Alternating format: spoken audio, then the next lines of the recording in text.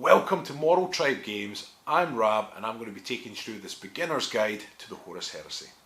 I was there the day that Horus slew the Emperor. Such an awesomely misleading line to set up the series, but to be fair, it got me hooked from day one. Now if you like what you hear in these videos, then please go across to Black Library and either download or order your copies of the books. My goal for these videos is to promote the lore as much as possible. I love it, I want other people to love it, I'm right into it, and I love talking about the stories and characters that are in these particular stories. So if you are interested or like what you've heard in any of these sort of videos, go across to Black Library and get yourself stuck in about the content that is there. Okay, so what exactly is the Horus Heresy? In a nutshell, the Horus Heresy tells the tale of betrayal on a galactic scale. It's a story of 18 brothers who become divided in their loyalty to their father's regime, with the favoured son Horus turning traitor and leading a campaign of deceit and destruction all the way back to the home world to confront their father. Daddy issues, eh?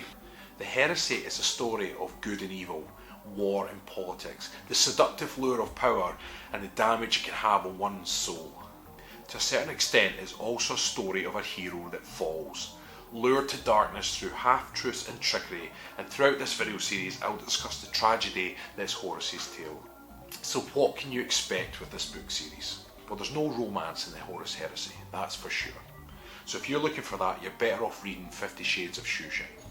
What you'll find is an abundance of character with a depth of lore, and that's what I love the most, the characters. That's what makes this story, this whole series, what it is. The initial few books, Horus Rising, False Gods, Galaxy in Flames, primarily follows Captain Garvale Loken. He's strong-minded, strong-willed, fiercely loyal and equally violent. Through Loken's stoic eyes, the story reflects the seeds of corruption being sown around him, and you too can begin to feel the injustice of what's transpiring. Whilst the many battles waged early on in the tale set the tone and might of space marines such as Loken, the sheer raw power of their gene fathers, the Primarchs, the 18 brothers soon to be at war with one another, becomes evident soon enough. Each Primarch, easily a foot or more taller than the space marines of their chapter, are a formidable sight and a force to be reckoned with. If a space marine is the value of 100 human soldiers, then a Primarch is 10 times more than that.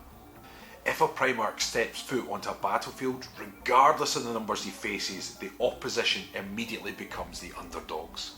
When speaking with friends or anyone that's into the series, you usually find someone relates to one of the Primarch brothers because they all have separate traits. Friends of mine all like separate Primarchs. It's really interesting to speak to them about why they chose their Primarch. My own favourite is Vulcan, for example. I like the fact that he values human life and he's functionally immortal. That's pretty awesome. But you tend to find the people that are into these stories relate to one of the characters in there. There's something for everyone. With well over 50 books that span the decade leading to the ultimate finale, there's plenty to keep you busy.